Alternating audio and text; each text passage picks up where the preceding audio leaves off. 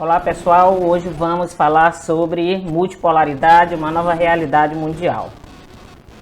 Nos estudos anteriores nós falamos sobre as grandes potências econômicas mundiais e as potências emergentes, dentre elas China, Rússia e Índia como países emergentes, e como potências econômicas nós destacamos Estados Unidos, Reino Unido, Alemanha, França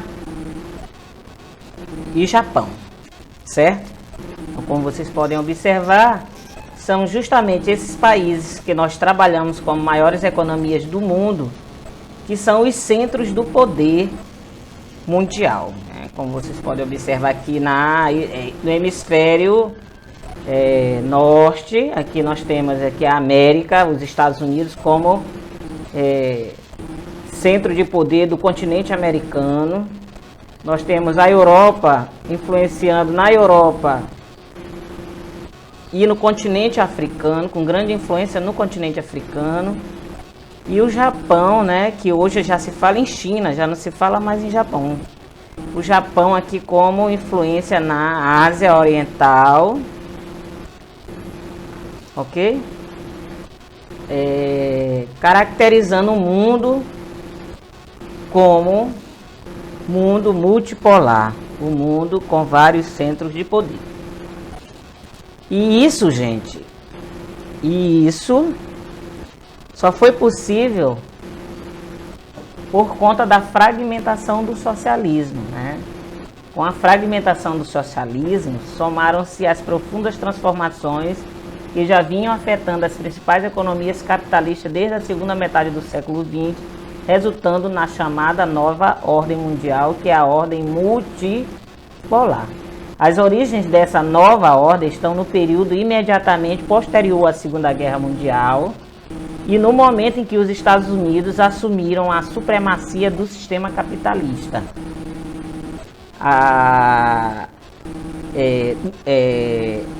A supremacia dos Estados Unidos se fundamentava no segredo da arma nuclear, como nós vimos quando estudamos sobre os Estados Unidos, no uso do dólar como padrão monetário internacional e na capacidade de financiar a reconstrução dos países destruídos com a guerra e na ampliação dos investimentos das empresas transnacionais nos países subdesenvolvidos. Durante a Segunda Guerra, os Estados Unidos, para vocês terem uma ideia, atravessaram um período de grande crescimento econômico acelerado. Assim, quando o conflito terminou, sua economia estava dinamizada e esse país assume o papel de maior credor do mundo capitalista.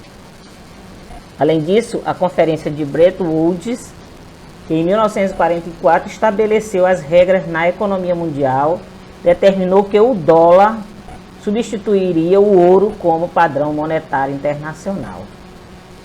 Os Estados Unidos também financiaram a reconstrução da economia japonesa, visando criar um polo capitalista desenvolvido na Ásia, e desse modo também impediu o avanço do socialismo no continente.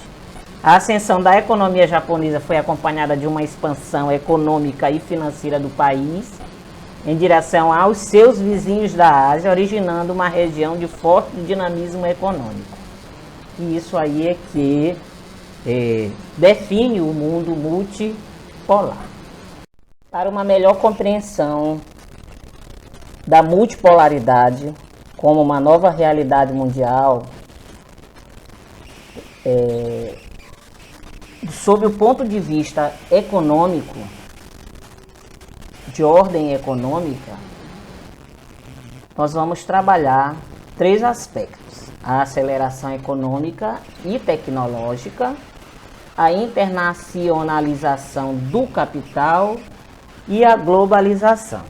A aceleração econômica e tecnológica. Bom, gente, a tecnologia desenvolvida durante a Segunda Guerra Mundial estabeleceu um novo padrão de desenvolvimento tecnológico, que levou à modernização e à posterior automatização da indústria.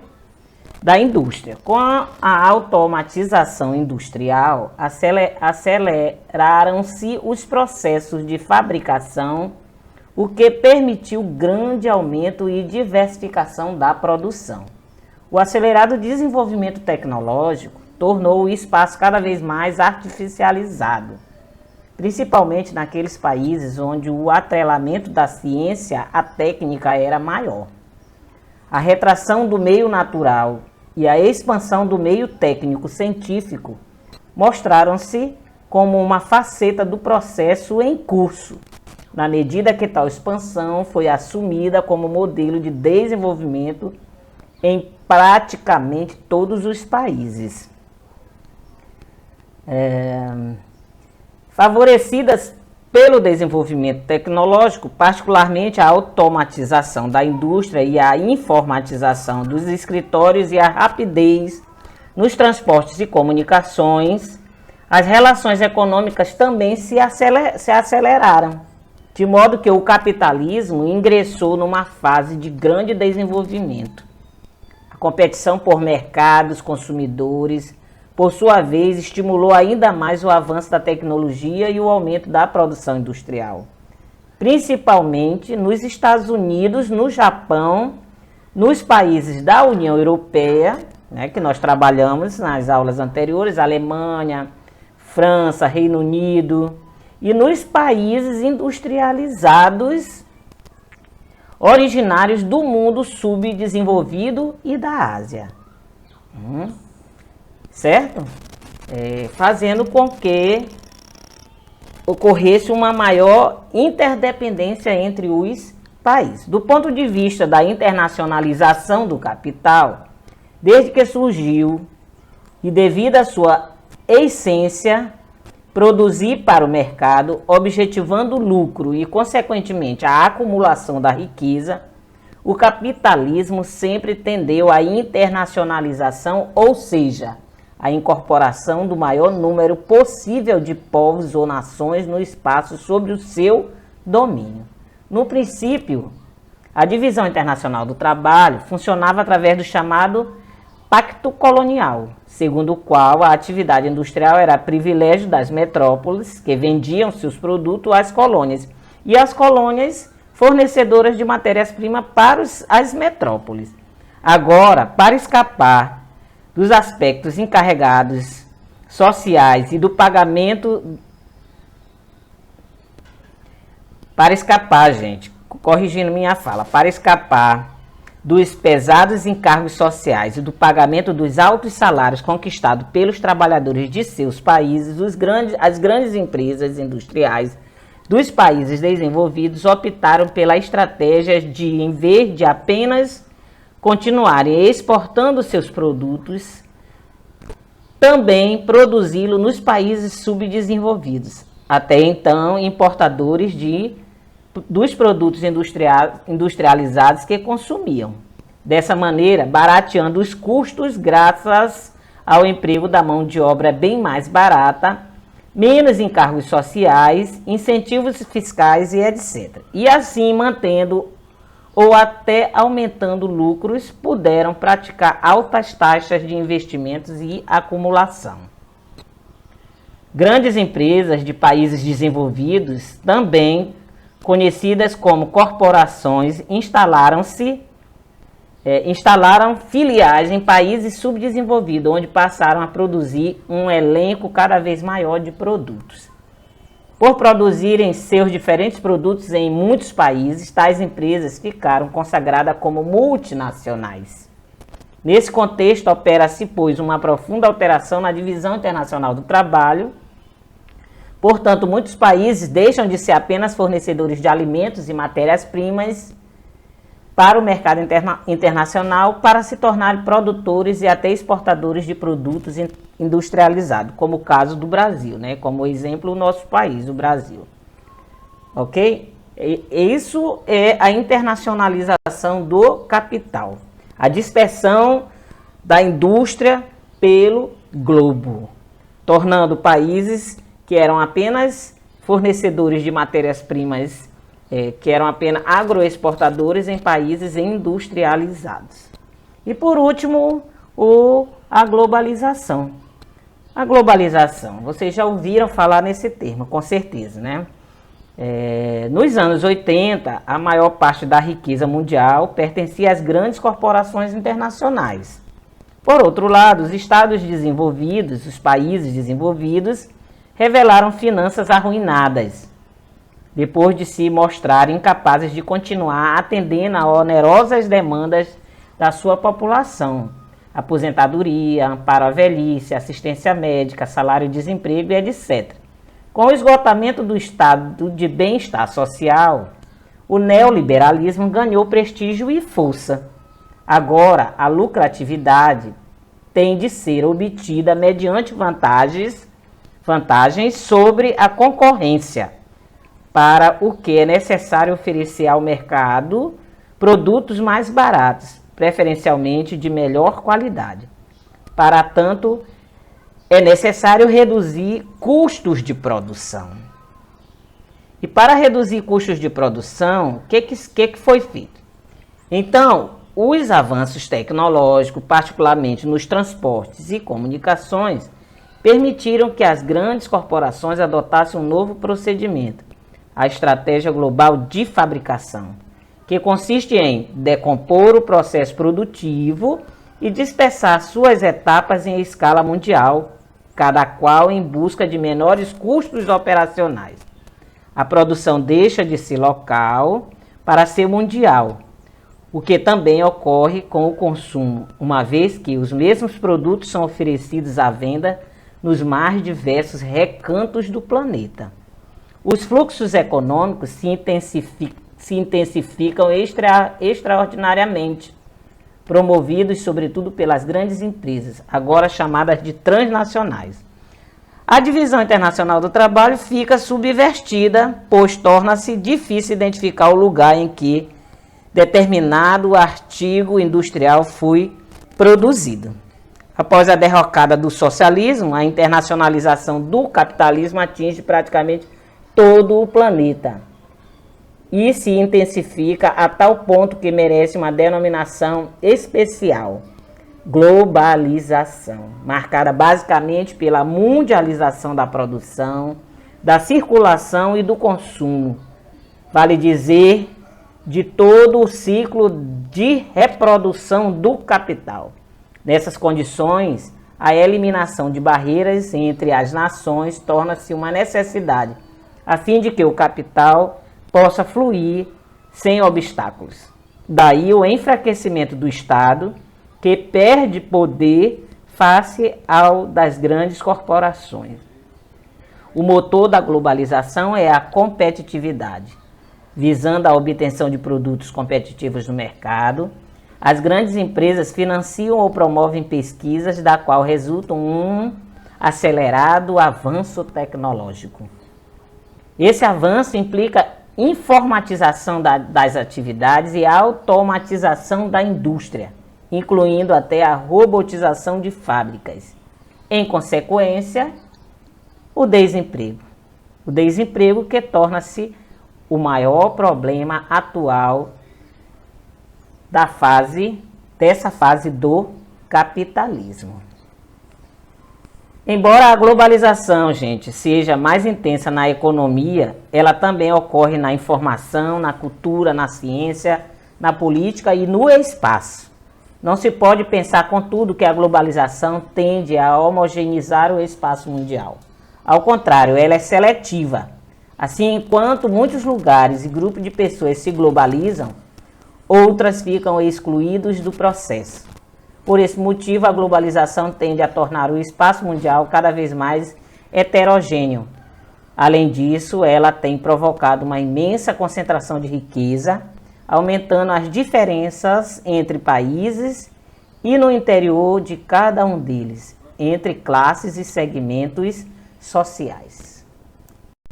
Bom, de qualquer modo, para entender melhor essa nova realidade mundial, essa nova ordem mundial, a multipolaridade, com as profundas alterações causadas pela globalização, é preciso ter presente alguns conceitos essenciais. Fábrica global, aldeia global. Fábrica global A expressão indica que a produção e o consumo se mundializaram de tal forma que cada etapa do processo produtivo é desenvolvida em um país diferente, de acordo com as vantagens e as possibilidades de lucro que oferece. Aldeia global. Essa expressão reflete a existência de uma comunidade mundial integrada pela grande possibilidade de comunicação e informação com os diferentes sistemas de comunicação. Uma pessoa pode acompanhar os acontecimentos de qualquer parte do mundo no exato momento em que ocorrem. Uma só imagem é transmitida para o mundo todo, uma só visão. Os avanços possibilitam a criação de uma opinião pública mundial. Nesse contexto de massificação da informação que surgiu a internet, uma rede mundial de comunicação por computadores que liga a quase totalidade dos países. Estima-se que hoje mais de 100 milhões de pessoas estejam se comunicando pela internet. Esse sistema permite troca de informações, como a transferência de arquivos de som, imagem e texto. É possível conversar por escrito, ou de voz, ou de viva voz, mandar fotos e até fazer compras em qualquer país conectado. Certo? Economia mundo. A economia mundo, ao se difundir mundialmente, as empresas transnacionais romperam as fronteiras nacionais e estabeleceram uma relação de interdependência econômica com raízes muito profundas, inaugurando a chamada economia mundo. A interdependência. No sistema globalizado, os conceitos descritos anteriormente envolvem a interdependência. Os países estão dependentes uns dos outros, pois os governos nacionais não conseguem resolver individualmente seus principais problemas econômicos, sociais e ambientais. As novas questões relacionadas com a economia globalizada fazem parte de um contexto mundial, refletem os grandes problemas internacionais e as soluções dependem de medidas que devem ser tomadas por um grande conjunto de países. Países emergentes, que a gente viu no estudo anterior. No caso, nós citamos só China, Índia e Rússia. Mas ainda tem o Brasil e a África do Sul. O Brasil sendo, junto com eles, formando o bloco chamado BRICS, né? Brasil, Rússia, Índia, China e África do Sul. Então, esses países emergentes foram os países que, mesmo subdesenvolvidos, são industrializados ou estão em fase de industrialização. Por isso, oferecem boas oportunidades para investimentos internacionais. Entre os países emergentes destacam, como eu já falei, China, Rússia e o Brasil. Para os grandes investidores, esse grupo representa um atraente mercado consumidor, devido ao volume de sua população. Apesar disso, são países que oferecem grandes riscos, se for considerada a sua instabilidade econômica ou política. Aí a questão vou destacar só a questão da corrupção, né? Eu vou deixar o pensamento de vocês fluírem. Então, com o objetivo de construir uma imagem atraente aos investidores, os países emergentes tentam se adequar aos padrões da economia global. Para isso, tem sempre em vista os critérios utilizados internacionalmente por quem pretende selecionar um país para receber investimentos. Que critérios são esses? Cultura compatível com o desenvolvimento capitalista, governo que administra bem os seus gastos, disponibilidade de recursos para crescer sem inflação e sem depender excessivamente de recursos externos, estimula as empresas nacionais para aprimorarem sua produção, custo da mão de obra adequada à competição internacional, existência de investimentos para educar a população e reciclar os trabalhadores. O outro conceito para entender melhor a nova realidade mundial é a regionalização. A regionalização, gente, o termo regionalização significa divisão. A regionalização é dividir em regiões. É uma face da globalização, é uma característica da globalização. Então, aos agentes da globalização, as grandes corporações internacionais, interessa a eliminação das fronteiras nacionais. Mais precisamente, a remoção de qualquer entrave à livre circulação do capital.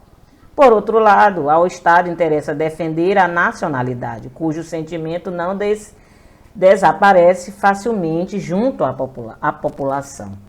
Em muitos casos, inclusive, ele permanece forte. Por isso, embora enfraquecidos diante do poder do grande capital privado, os Estados resistem à ideia de perda do poder político sobre o seu território. Os resultados desse jogo de interesse, face à acirrada competição internacional, é a formação de blocos, cada qual reunindo um conjunto de países, em geral vizinhos ou próximos territorialmente. Os blocos ou alianças, constituídos por acordos ou tratados, representam, pois, uma forma conciliatória de atender aos interesses tanto dos países quanto da economia mundo. Isso aí que nós vamos estudar nos próximos capítulos. A formação de blocos econômicos significa uma forma de regionalização do espaço mundial. Existem várias, mas a mais presente no mundo multipolar é a formação dos blocos econômicos.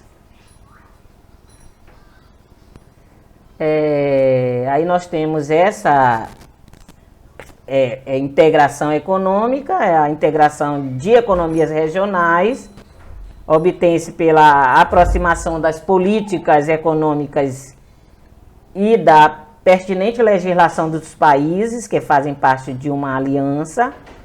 Com isso, pretende-se criar um bloco econômico que possibilite um maior desenvolvimento para todos os membros da associação. No caso, essa integração econômica foi a maneira com que os países que tinham menor poder econômico acharam para competir com as grandes potências econômicas no mercado mundial. Foi a forma como eles encontraram para competir com os grandes polos de poder. Essa regionalização, essa organização em regiões e a integração econômica. E por último, para finalizar essa etapa dos principais conceitos para entender essa nova ordem mundial, nós temos os polos de poder na economia globalizada. Então, na nova ordem mundial, a bipolaridade representada por Estados Unidos e União Soviética foram substituídas pela multipolaridade. Os polos de poder econômicos são a União Europeia, que é um bloco, um bloco econômico regional da Europa, onde fazem parte 27 países europeus. O NAFTA, que é o Acordo de Livre Comércio da América, fazendo parte dos Estados Unidos, o México e o Canadá. A APEC, que é a Associação dos Países do Pacífico. E os de importância secundária, no caso o Mercosul, que é o Mercado Comum do Sul, onde faz parte o Brasil, Argentina e outros. E a ASEAN, Associação da Ásia. Apesar de a economia globalizada ser definida como multipolar, os principais dados referentes ao desempenho econômico internacional demonstram que existem 3 grandes polos que lideram a economia do mundo: o bloco americano, o bloco asiático e o europeu, que controlam mais de 80% dos investimentos mundiais. O bloco americano, liderado pelos Estados Unidos, realiza grande parte de seus negócios na América Latina, sua tradicional área de influência. O bloco asiático, liderado pelo Japão, faz mais de 50% de investimentos no leste e no sudeste da Ásia, e a União Europeia concentra 2/3 de sua atuação econômica nos países do leste europeu. Pode-se observar, portanto, que a economia globalizada é, na verdade, tripolar. A influência econômica está nas mãos dos países que representam as 7 maiores economias do mundo: Estados Unidos, Japão, Alemanha, França, Itália, Reino Unido e Canadá.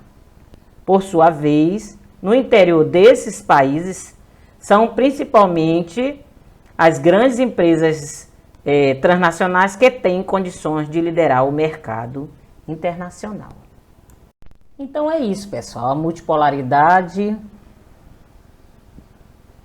é, na verdade, a influência econômica nas mãos dos países que representam as 7 maiores economias do mundo: os Estados Unidos, o Japão, a Alemanha, a França, a Itália, o Reino Unido e o Canadá.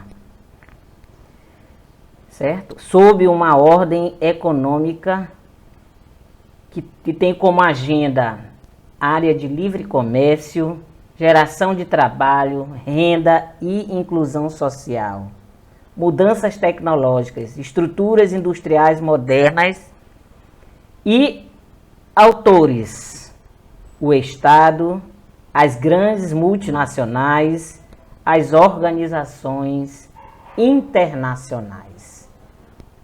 Espero que vocês tenham gostado da aula e até a próxima.